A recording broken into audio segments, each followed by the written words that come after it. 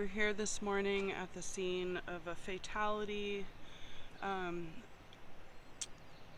This truck here versus a bicyclist on West Harris at Union Street this morning.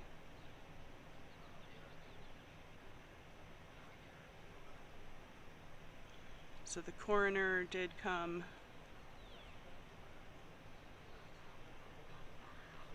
and right now they're investigating, taking measurements and reviewing camera footage from nearby local businesses here.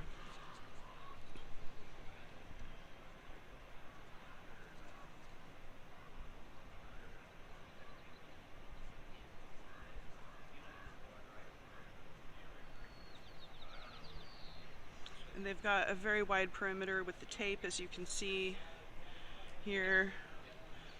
We're behind the line, but large perimeter, so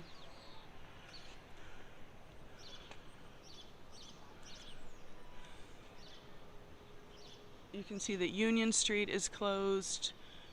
Albee Street down there also has traffic blocked, so you cannot come this way.